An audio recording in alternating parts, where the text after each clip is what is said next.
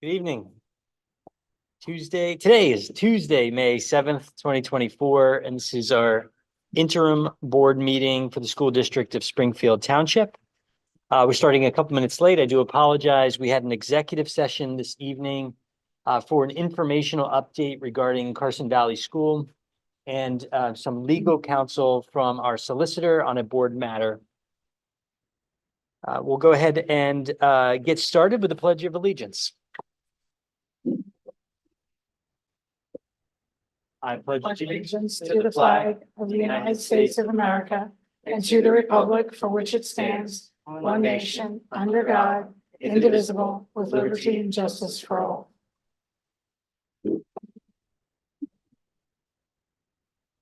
The mission of the school district of Springfield Township is to educate and develop all students as learners and citizens who are high achieving, resilient, and responsible in a changing global community. Let's do roll call, Ms. Green. Mr. Needleman. Here. Mr. DeFranco. Here. Mrs. Green. Here. Mrs. Hubley. Here. Mrs. Hughes. Dr. Taratusky. Mrs. Bell. Here. Mr. Jordan. Here. Mr. Bedard. Here. Just one additional announcement. The board at its discretion may videotape all or any portion of public board meetings subject to the limitations set forth in policy 006 meetings. Board meetings will be broadcast on Friday afternoon following each board meeting. And we will head into our reports and information, starting with a Finance Committee report from Mr. DeFranco. Thank you. We had a Finance Committee meeting by Zoom. It was virtual Thursday, April 18th, 8 a.m. In attendance was myself, Mr. Jordan from the administration. We had Dr. Yannicone, Ms. Green, and Ms. Jenko. I'm going to be brief with the recap because we're going to have a in-depth presentation on finance matters here, and I don't want to, go too deep into things that we're going to hear multiple times. We were reviewing the 2024-2025 final proposed budget. In that review, we went over the funding and allocations, the budget timeline, the development process.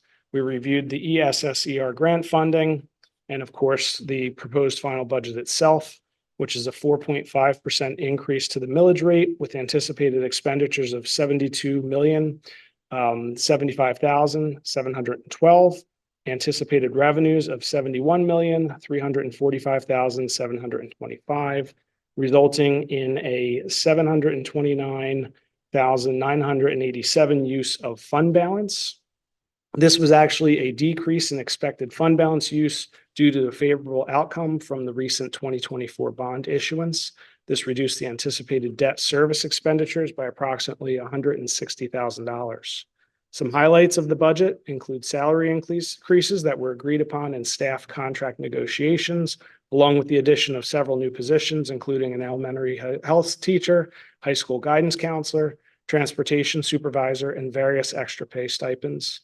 Absorption of the ESSER funded special education teachers and math specialists, curriculum updates to the K-8 math, K-5 health PE, AP psychology, and middle school orchestra.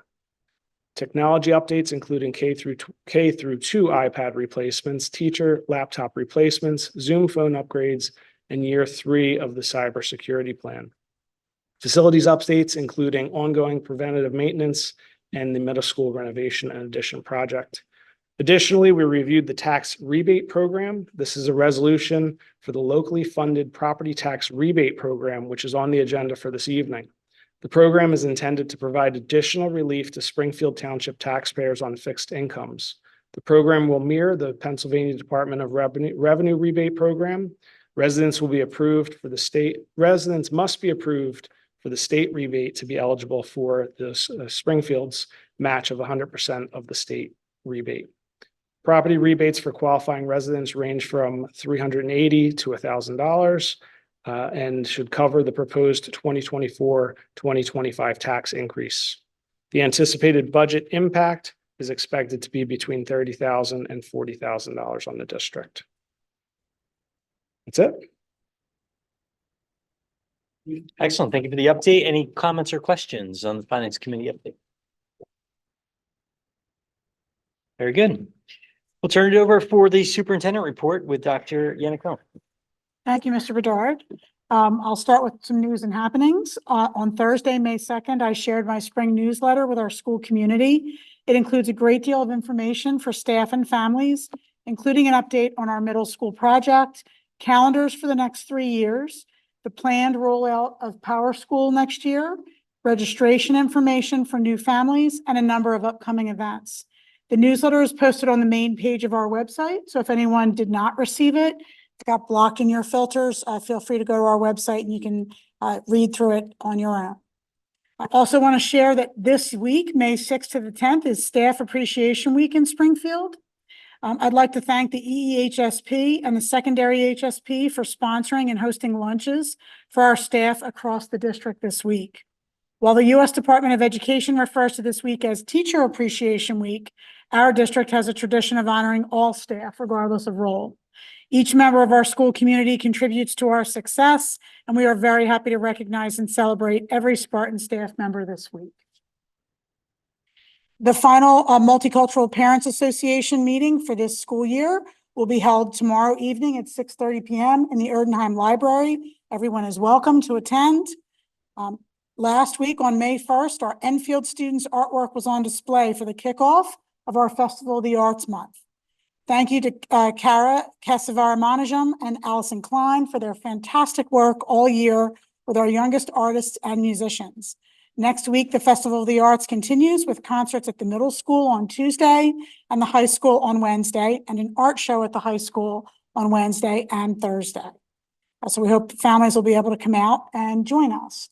The following week, Monday, May 20th, will be our Erdenheim concert, and that will close the Festival of the Arts. And then Sunday, May 19th, the EEHSP Carnival will take place from 11 to 3 at Enfield. All are invited to attend, and there are placards throughout the township advertising the event. We hope the families will come out and support the EEHSP, as well as our elementary schools by attending that event with your students. There are a number of board motions I'd like to highlight. Under personnel, we have a number of changes in the typical agenda, as well as several fee schedules with vendors we use for supplemental services. In addition, we have a new contract for Dr. Johnston, our assistant superintendent. I'm thrilled to continue to work with Dr. Johnston, whose leadership in the Office of Teaching and Learning has resulted in a stronger, more cohesive, and more aligned curriculum and greater focus and flexibility in our professional development program. She is a collaborative and effective partner in the work of leading the district, and I am happy to see her new contract ready for a vote tonight. Under academic affairs, we have we have several student agreements and our FID plan, ready for submission to the Pennsylvania Department of Education. Our FID plan is our flexible instructional day program. As you know, we've had this plan in place for a number of years, and it was due for resubmission this year. While we hope not to need these days, it is great to have the insurance policy of their approval in the event of multiple days of poor weather next year, which we'll root against. Under finance, Mr. DeFranco has done a wonderful job of summarizing our most recent meeting and the motions before you, and we will explain further in our presentation this evening. In policy, we have the second reading of 2 policies that you reviewed and voted upon in April. And finally, under board actions, we have a charter school funding resolution. Governor Shapiro has proposed a significant change to the calculation of tuition payments by public school districts in his new budget. And I am hopeful that our board will support his approach to creating a more equitable system for all public schools through the passing of the resolution. And that concludes my formal report. And at this time, both Ms. Green and I have a proposed final budget presentation that I'd like to share so that the community at home can see the presentation.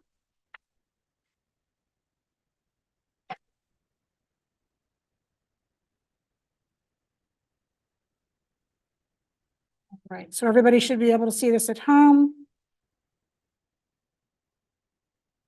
And we'll begin with some guiding principles. And I apologize, Ms. Green and I are going to stay in our seats so that I can manage the slides from here. So as you know, our guiding principles are to follow our mission to educate and develop all students as learners and citizens who are high achieving, resilient, and responsible in a changing global community. We have a number of principles that we use when we're building the budget. They include, and I don't need to read this slide, you can see it here, and we'll make it available to the public online tomorrow. But these are some of the areas where we have been focused: academic success, mental health, rigor and engagement in our coursework, continuing to improve our facilities, technology resources, and professional learning for our staff. So this began our focus as we began to build the budget back in October of this year. With regard to growth and development, this year's budget, I think, is worthwhile to share with you a little bit about what we've gained out of this year's budget, which is coming to a close in the next 6 weeks or so. Under curriculum, we've adopted a new K-5 English Language Arts program. That program, we hope, will really raise the level of success of our students in our elementary schools. We've adopted a middle school science program. And as you know, we added a strings program this year at Erdenheim, which is being enjoyed by almost 150 students at Erdenheim. In addition, we've added Chromebooks at Erdenheim in our regular cycle of technology replacements. We are in year 2 of our cybersecurity plan, and I'm not sure if you've been aware of some of the news stories about the kinds of cybersecurity attacks occurring in school districts across the region, in particular now with the advent of artificial intelligence. We have found very recently that while many other districts have had some pretty significant cybersecurity hits, we are continuing to feel really good about where we are. And we'll continue to be vigilant about our cybersecurity, but we're very happy with our year 2 plan. In addition to that, we initiated our phase-in of Power School, which is going to be a wonderful addition to the district. In staffing, we settled our contract, and we have a 4-year agreement with STEA, our teachers and professionals. And so we're finishing up the first year of that right now. That's going to provide stability for our staff and for our district over the next few years. We added several key positions: a supervisor of special education, a psychologist at Enfield, which allows us to have 1 psychologist at each building, as well as a new music teacher at Erdenheim in that strings program, and several math specialists. And then with regard to facilities, we've continued to renovate all of our roofs. And so we have new roofing at the high school. We've added the middle school multipurpose field and track. We've added a sound system at the pool, which was desperately needed. And we've just recently debuted our stadium scoreboard, which looked fantastic last night for senior night at girls lacrosse. So we've had a lot of opportunity to utilize last year's budget. I'll turn things over to Ms. Green. Thank you, Dr. Yannicone. The next 2 slides are good visuals to show our sources of revenue and then how that revenue is allocated to support student learning. So as you all know, local revenue is the bulk of our total budget. For our revenue budget, about 79%. And the majority of that is from our property taxes. Coming up in the rear is the state and federal at 21%. And while we get 21% from the state and the federal government, we know that mandates that are given by those agencies, that funding does not cover that. So that is the pie piece of how our revenue is allocated in our district when we're building our budget. The next slide shows how that revenue is then allocated to support student learning. And as you'll see with the royal and the dark blue, that's the bulk of our budget, and that's to be expected because that is supporting student learning and academic achievement through instruction and support services. So instruction is directly linked to student learning. So that is direct instruction in our classrooms. That's teacher salaries. That's materials and resources that impact classroom learning. Also support services, that's administration, that's your guidance counselors, nurses, and those support systems that go into helping meet the needs of the students in the classroom. Non-instructional activities are your activities in your athletics. Facilities improvements, that's a small piece of the pie because those improvements usually come out of bond fund or capital reserve fund, but once in a while the general fund does contribute into some small pieces of facility improvements. And then the rest of it capped off at about 12% is our debt service. So this is the annual amount that the district has to pay when we do those bond resolutions and borrow that money, this is the amount annually that we have to pay when we do those borrowings. So looking at our budget and planning and timeline, administration and the finance committee has been hard at work since about October. So we've been working on this budget then. We've had several finance committee meetings, including our first look proposed budget on March 15th. The board approved an accelerated budget opt-out resolution, which certified that the board would not raise taxes above ACMA index, which is 5.3% this year. And then where we're at right now is the presentation of the proposed final budget, and we are looking for an approval of the proposed final budget. Just so that you know, for timeline's sake, the state requires the board to have 3 action items. One was the opt-out resolution, which was done. The second is the proposed final budget. And then we have a 30-day waiting period where that budget is available for public inspection. And then we come back to the board for final budget approval June 18th. So the next steps will be tonight. We are looking for the proposed final budget to be approved by the board. And then we will come back June 18th for the final budget. Just a quick review of the budget process, how the budget is built. The business office establishes a revenue budget. This year, Samantha Jenko, my assistant business administrator, she created the revenue budget and presented that at the first look finance committee meeting. She did a wonderful job with that. The business office, myself and Mrs. Kerr, we create the personnel budget, which is made up of salaries and benefits. And then our building budget administrators and our department budget administrators have a methodology in which they are given in order to create their budgets. This year, a little something that I just want to highlight, all of the budget administrators did create a 3 to 5 year budget projection so that we can start to work on that long-term range of financial planning and financial outlook.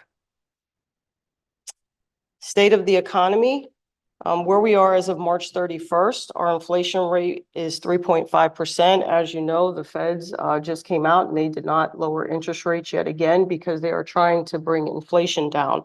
As you can see, the elevated housing inflation is the primary contributing factor to our inflationary rate. What that means for us is it impacts goods and services. There's still a competitive job market, which that condition was created during the COVID era and post-COVID era. So that continues to impact our rates for contracted services such as substitutes, custodial, and security. And then moving on to the impact of COVID, Dr. Yannicone is going to go through how we use that grant funding from 2020 to current. So we thought it was important to remind the board that this is the last year for the ARP-ESSER grant funding. Those funds expire at the end of September of this calendar year. And so anything that we were able to implement during the pandemic and post-pandemic that we would like to continue now becomes the burden financially of the district. So one of our areas of assessment this year was to what extent are we seeing positive gains from some of the programming as well as the staffing that we put in place during the pandemic. So you may recall we had multi-year Spartan Summer Academies and extended school year staffing that was funded through ARP-ESSER. We have discontinued the summer academies. We did not feel that they were necessary any longer, but we certainly are continuing extended school year programming, and that will now resume to be a cost of the district. In addition, we added 2 elementary math specialists and 2 special education teachers under the ESSER funding, and we have found that those are in high demand, high need, and are giving us great results. And so we are very happy to continue those 4 positions, and I want to thank Ms. Green for working through those budget challenges to be able to roll those positions into the budget. In addition to that, we purchased a number of resources, multi-tiered systems of support resources for our staffs to use across the district. And we've mentioned the second bullet point there. We've added mental health resources and student supports throughout the district because, as we all know, mental health continues to be a challenge and a crisis nationwide post-pandemic. In addition, we added social emotional learning materials at the middle school level, and we've provided staff development in SEL across the district. And then we added at the high school flexible furniture in the library and common areas to support the lunch and learn which has really yielded some great benefits for our students at the high school. In the technology area, we had purchased software under the ESSER grants, student and staff devices, as well as some hybrid learning technology such as Zoom. We've added access points and server upgrades to make sure that our technology is reliable. And as I mentioned earlier, we've implemented a cybersecurity plan. In addition, there were a number of areas in operations and transportation, primarily during the pandemic, that we utilized this funding for. So PPE supplies are less in demand at this point. Custodial support continues to be an area of need and emphasis. We had some furniture that had to be stored and moved during the pandemic. That is thankfully over. The bipolarization units continue to be utilized to maximize our air quality in our schools. Transportation support is no longer really needed at this point. And then the security cameras, lighting, and staffing to increase safety of students, in particular our Cardinal Point contract. All of these were supported under the ESSER funds, and we continue to really use those on a regular basis. So as Mr. DeFranco summarized in the Finance Committee report, tonight we are presenting a proposed final budget that has a 4.5% proposed tax increase with anticipated expenditures of just over $72 million and anticipated revenues of just over $71 million. The gap between anticipated expenditures and revenues will come from fund balance at a little over $729,000. I just want to highlight that number. One of the goals that Dr. Yannicone and I talked about when I came on board was to reduce our dependency on fund balance and to present a balanced budget. So you'll see later in the presentation a snapshot of over the years of how we've worked very, very hard to do that, to decrease the amount that we will need on fund balance and get to a point where we are presenting a zero need for fund balance in the future. So this is a snapshot that we talk about in Finance Committee. I think it's very important because it shows you from 2017-18 till present and also projected what the Act 1 index came in at and what the school district tax increase came in at. So you'll see that we've done as the board has asked us to do to come in under Act 1 index. So you'll see that this year the Act 1 index was 5.3 and we are proposing a 4.5% tax increase. Just a little bit of a highlight on the MVPI aid ratio. That ratio is published each year. That determines the relative wealth within your district. That number ranges from 0.1500 to 0.7259. 0.1500 represents the wealthiest districts within Montgomery County, where 0.7259 represents the most poverty-stricken districts. And we fall within the top third of the wealthiest districts in Montgomery County, with the caveat that we understand that we are very residential based. So the brunt of our property taxes come from residential as opposed to commercial, as some of our neighbors have. Just a look at revenues. We did just a comparison and a little bit of a progression here. We looked at what was approved for this current fiscal year, and then we looked at the proposed, which was our first look at our March 15th meeting with the Finance Committee. As you'll see, the bottom line number from the first look budget to our proposed final budget has not changed with our revenues.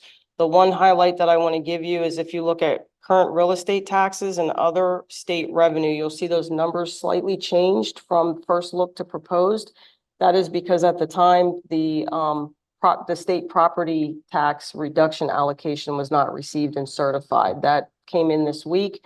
So what that does is it reduces or impacts our current real estate taxes and also that line item in our state budget line item. So it was just the addition of those monies. That state property tax allocation came in about 2.6 million, which was an increase of about $382,000 from last year. So it was just within the internal line items, there was some shifting of monies, but the bottom line numbers stayed the same.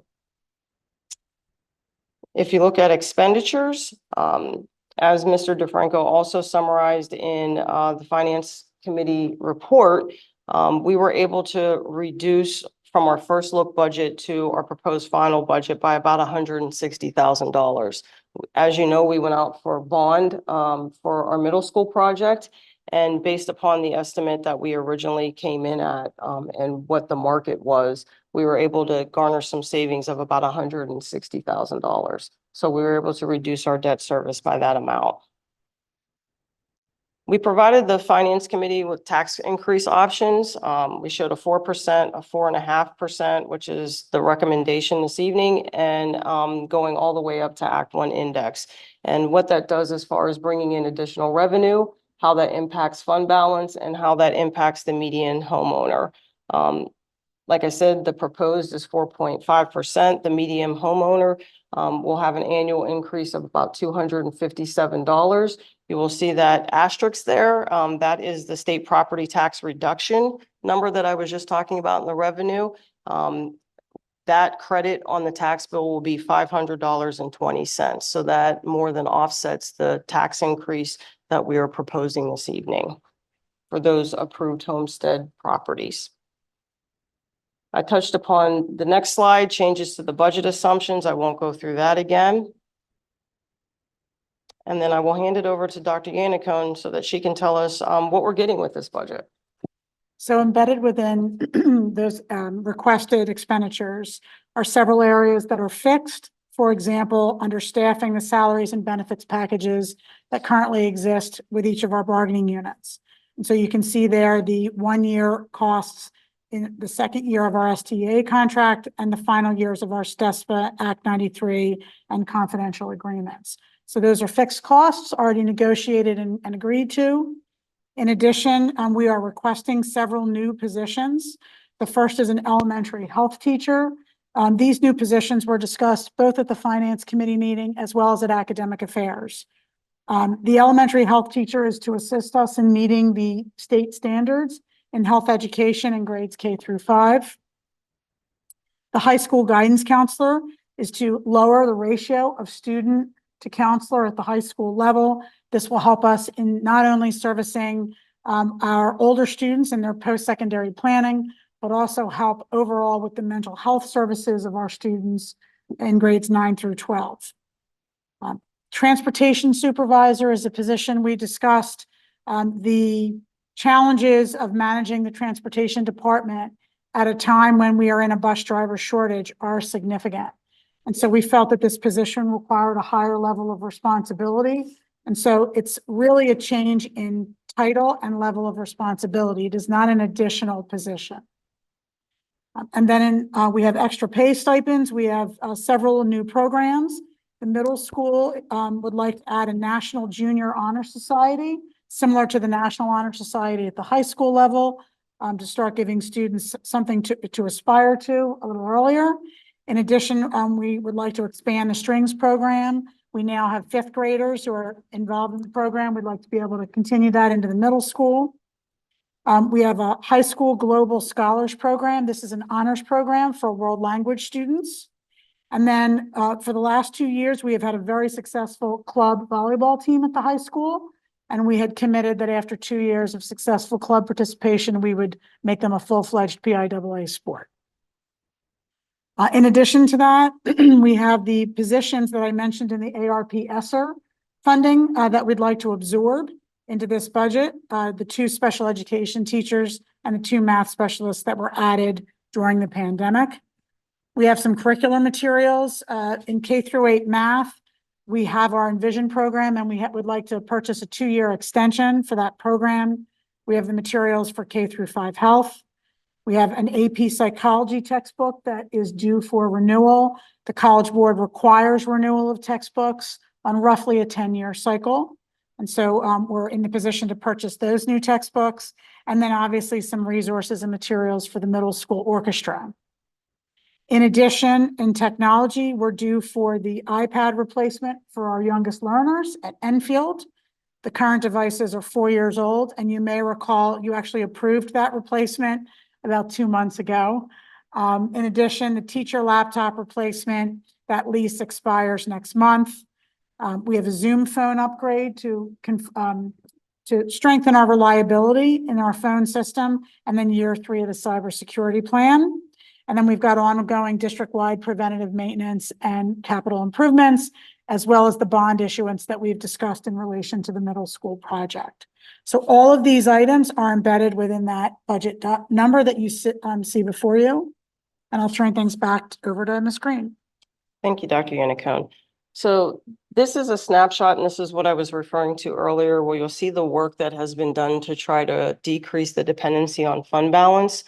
The top section is what was actually approved as far as budget is concerned, revenues, expenditures, with the difference. And then the bottom section shows what our actual year-to-date audited financials show. So as I said in the finance committee, you might be looking in the middle, 18-19 to 2021, and saying, well, we had surpluses that year. Why did we go back to deficits? I just want to remind you a little something called COVID, where we weren't operating at full capacity within our district. So all school districts garnered surpluses that year because they were not operating fully and spending money 100% on services as in a full year. And so then the 21-22 school year is when we came back strong and came back with full services and 5 days a week of instruction. But you'll see at that point, when you compare it to the 27-18, that we are slowly reducing that amount that we need to use for fund balance. So in 2021, it was about 1.2, and last year at audit, it was about 1.1. So as we presented this budget, we are under the $1 million mark, and we will continue to strive to get to that 0 point. And then from there, you'll see we ended or began the year at about $23.5 million in our fund balance. Again, it also shows the tax increases in the Act 1 index. And just to go back to the previous slide, you will see that this budget that we are presenting is very robust. It's robust, and we are also reducing the dependency on fund balance. Another item that we were happy to recommend to the Finance Committee, and the Finance Committee was in full support of bringing it forward to the full board, was a property tax rebate program. This would be a local program that piggybacks on the state property tax rebate program. Those that are qualified to receive this rebate could get it from the state. They could also get it from the district if they are eligible. And then on top of that, if they are approved homestead, farmstead property, they also get the rebate from the state pass-through of the property reduction. So we will match 100% of the state rebate. That ranges from $380 rebate all the way up to $1,000. So between this rebate, the state rebate, and the homestead farmstead, if they were allowed, the maximum that you could get is $2,500 credit for your property taxes in 24-25. We're looking to implement this for the 24-25 fiscal year, and this evening that resolution is being brought forward for approval later on in the business part of the meeting. So what remains to be decided by the board? As I relayed earlier, we are looking for, again, approval this evening later in the business part of the meeting for the approval of the proposed final budget. We're also looking for an approval of the property tax rebate resolution. We will have a 30-day public posting for the public to be able to review the 24-25 proposed final budget. And then we will come back again at the June 18th meeting to look for final budget approval.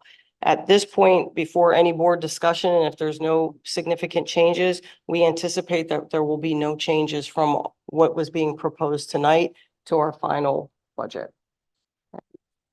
That's all we have for this evening. I just want to, in closing, first of all, I want to thank the members of the Finance Committee for your direction over the course of the last 5, 6, 7 months.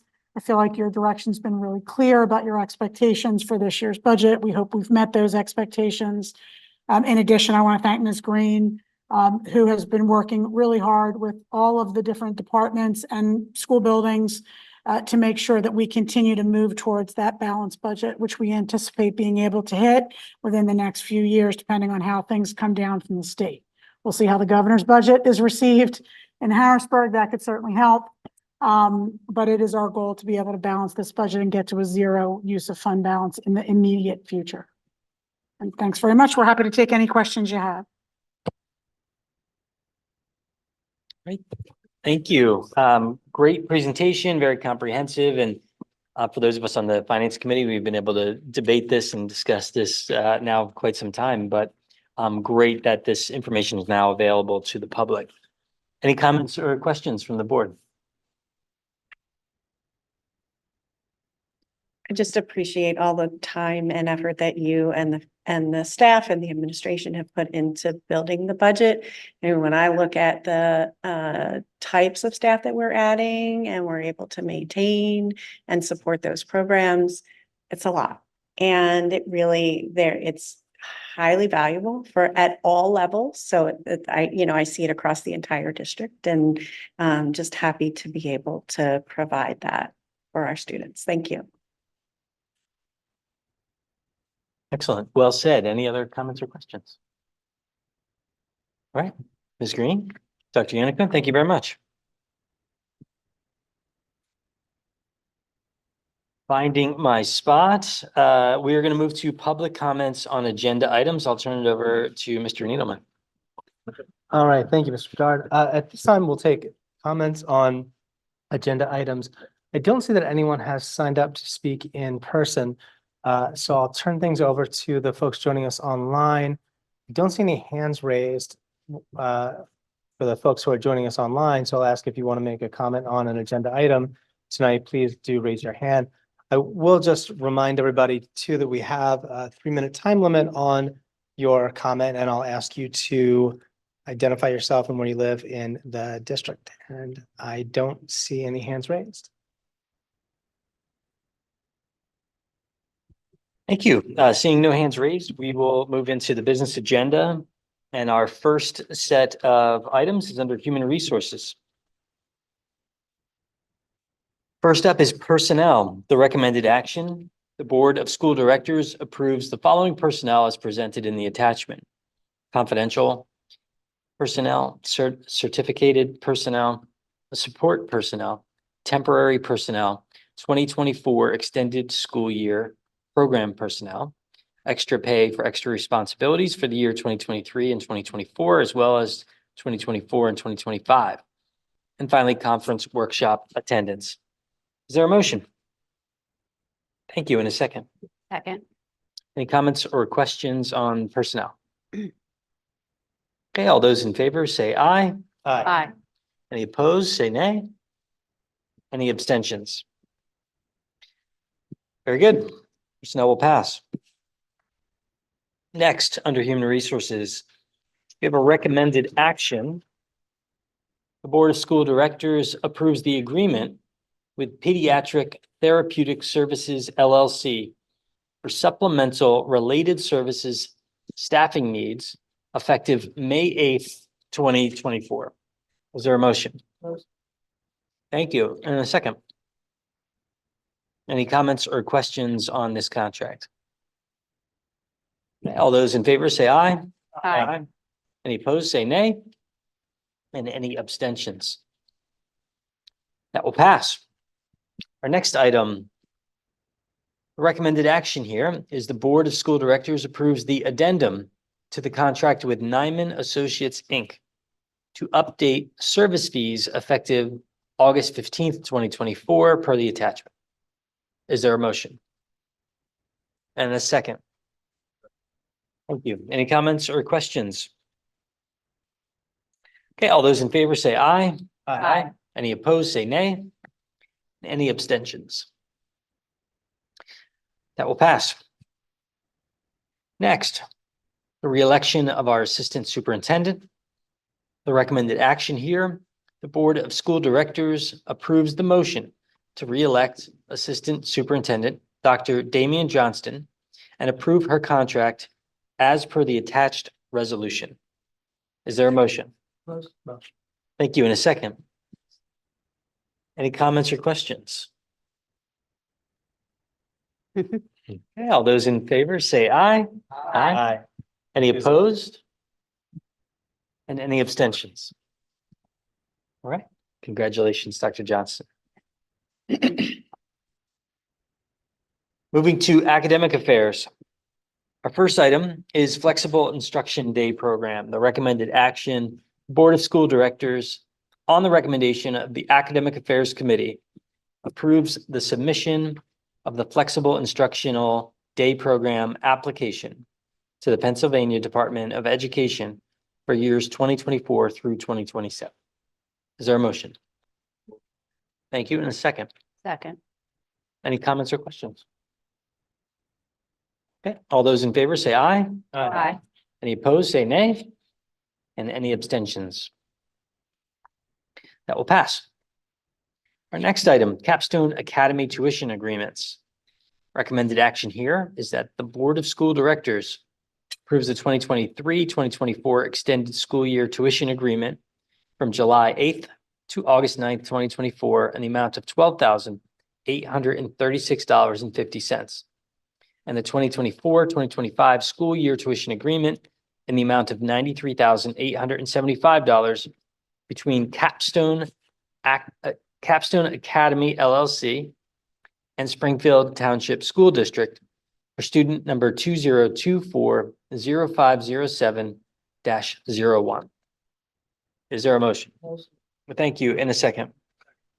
Any comments or questions on the Capstone Academy tuition? Okay, all those in favor say aye. Aye. Any opposed? And any abstentions? That will pass. Next item is Lincoln Center for Family and Youth Service Agreement. Recommended action. Board of School Directors approves service agreement between the Lincoln Center for Family and Youth and the School District of Springfield Township for student number 2024-0507-02 from March 4th, 2024 until the end of the 2023-2024 school year at a per diem rate of $250. Is there a motion? Thank you. In a second. Any comments or questions? Okay, all those in favor say aye. Aye. Any opposed, say nay. And any abstentions? That will pass. We'll move on to our finance section. Our first topic is the appointment of an interim treasurer. Recommended action. The Board of School Directors approves the appointment of Mrs. Elizabeth Vogelbacker as the interim treasurer effective May 10th, 2024 through August 31st, 2024. Is there a motion? Thank you. In a second. Any comments or questions? I have a question. Why do we elect an interim treasurer in this such situation? So normally it's Mrs. or Sam Jenko. She's usually for a year term, but she is on maternity leave. So we need an interim because of the length of time. We confirmed with our solicitor that we should appoint an interim since she'll be out for that time period. And then when she comes back, there will be another motion on to put her back for the remainder of the year. You're welcome. Any other comments or questions? Okay, all those in favor say aye. Aye. Any opposed? Say nay. And any abstentions? All right, that will pass. On to our 2024-2025 proposed final budget. The recommended action, excuse me, let me start again. Recommended action, the Board of School Directors, as recommended by the Finance Committee, approves the following. First, the adoption of the 2024-2025 proposed final budget. Second, the advertisement and public inspection of the 2024 and 2025 final budget on Form PDE-2028 and the homestead farmstead exclusion. Is there a motion? Motion. Thank you. And a second. Any comments or questions on the proposed final budget? All those in favor say aye. Aye. Any opposed? And any abstentions? Thank you. The proposed final budget will be posted for public inspection. Our next topic, 2024-2025 property tax rebate program. The recommended action here. Bear with me, there's a lot of words and numbers. Thank you for these. The Board of School Directors approves the resolution and exhibits A and B attached for the 2024 and 2025 property tax rent rebate program, pending final solicitor review. The program will provide 100% match to the Pennsylvania tax rebate program effective for property taxes or rent paid in 2023. Program will provide a rebate to qualifying participants after July 1st, 2024. Is there a motion? Thank you. And a second. Any comments or questions on the tax rebate program? Okay. All those in favor say aye. Aye. Any opposed? Any abstentions? Very good, that will pass. Move to our policy section. We have the new 200 level policy. Recommended action here is the Board of School Directors approves the second reading of policy 254, educational opportunity for military children. Is there a motion? And a second. Any comments or questions? All those in favor say aye. Aye. Any opposed, say nay. And any abstentions? Policy will pass. Our next topic is a revised 900 level policy. Recommended action, the Board of School Directors approves the second reading of revised policy 903, public comment in board meetings as recommended. Is there a motion? And a second. Thank you. Any comments or questions? All those in favor say aye. Aye. Any opposed? And any abstentions? Policy 900, the 900 policy will pass. And moving to property. First item and only item under property is charter school funding reform resolution. Recommended action. The Board of School Directors approves the attached resolution for charter school funding reform. Is there a motion? Thank you. In a second. Any comments or questions on the funding resolution? Very good. All those in favor say aye. Aye. Any opposed? Any abstentions? Okay. And I'll turn it back to Mr. Needleman for public comments on non-agenda items. All right, thank you, Mr. Bedard. At this time, as Mr. Bedard said, we'll take comment on non-agenda items. I don't see that anyone who is joining us live in person has signed up to speak, so I'll turn things over to the folks joining us online. And as before, I'll ask for digital, at least, hands raised, and I don't see any of those. While giving it another couple seconds, I'll just remind everyone that we do have a 3-minute time limit, and I'll ask that you identify yourself and where you live in the township. And with drawing out that word, I do not see any hands raised, so I think we can close it out. Well done. Okay. We have some future board meeting dates and committee meeting dates to announce. It looks like the administration is trying to get everything in before the end of the school year, so appreciate these meetings. We have a regular board meeting on Tuesday, May 21st, 2024. We have an interim board meeting Tuesday, June 4th, 2024, and a regular board meeting on Tuesday, June 18th, 2024. All of these meetings will remain hybrid, but please do join us in person here at the Audion, which is located in the middle school next to the cafeteria. Future committee meeting dates. We have an Academic Affairs Committee meeting coming up on Tuesday, May 14th, 2024. That's 5:30 p.m. and will be virtual for everyone's convenience. And we have a Property Committee meeting on Friday, May 17th, 2024 for the early birds. This is an 8 a.m. virtual meeting.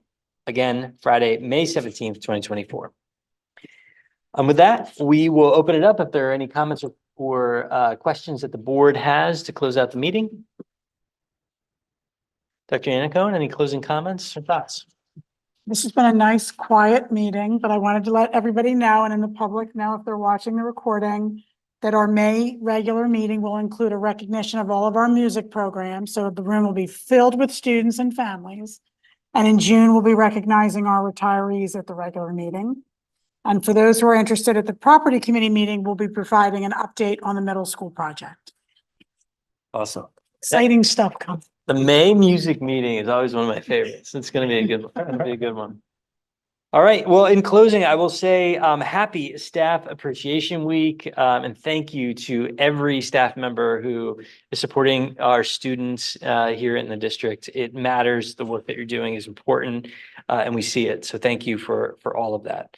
And the most important among us, the mothers, it is Mother's Day this weekend. So for every mother in the district, on behalf of the board, happy Mother's Day, and thank you for what you do for our students as well. Well, that will close it out. Good night.